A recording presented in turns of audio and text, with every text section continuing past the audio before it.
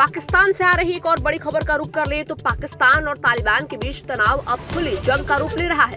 पाकिस्तान के रक्षा मंत्री ख्वाजा आसिफ ने कहा है कि अब उनके सब्र की हद पार हो चुकी है।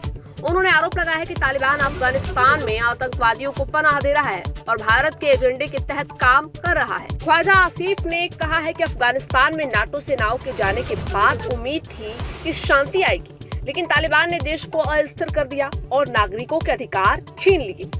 तालिबान प्रवक्ता आरोप लगा रहे हैं कि पाकिस्तानी एयरफोर्स ने काबुल, कंधार और पक्तिया में बमबारी की, लेकिन किसी को नुकसान नहीं हुआ। ख्वाजा आसिफ ने कहा है कि पाकिस्तान ने हमेशा अफगानों को पनाह दी है और लाखों अफगान आज भी पाकिस्तान में रोजी रोटी कमाते हैं।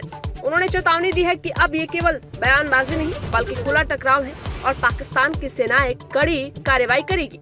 उनका कहना है कि पाकिस्तान अपने पड़ोसी के रूप में स्थिति को अच्छी तरह समझता है और अब जबरदस्त एक्शन लिया जाएगा। पाकिस्तान से आ रही एक और बड़ी खबर का रुख कर ले तो पाकिस्तान और तालिबान के बीच तनाव अब खुली जंग का रूप ले रहा है। पाकिस्तान के रक्षा मंत्री ख्वाजा आसिफ ने कहा है कि अब उनके सब्र की हद पार हो चुकी है। उन्होंने आरोप लगाया है कि तालिबान अफगानिस्तान में आतंकवादियों को पनाह दे रहा है और भारत के एजेंडे के तहत काम कर रहा है। ख्वाजा आसिफ ने कहा है कि अफगानिस्तान में नाटो सेनाओं के जाने के बाद उम्मीद थी कि शांति आएगी, लेकिन तालिबान ने देश को अस्थिर कर दिया और नागरिकों के अधिकार छीन लिए। तालिबान प्रवक्ता आरोप लगा रहे हैं कि पाकिस्तानी एयरफोर्स ने काबुल, कंधार और पक्तिया में बमबारी की, लेकिन किसी को नुकसान नहीं हुआ। ख्वाजा आसिफ ने कहा है कि पाकिस्तान ने हमेशा अफगानों को पनाह दी है और लाखों अफगान आज भी पाकिस्तान में रोजी रोटी कमाते हैं।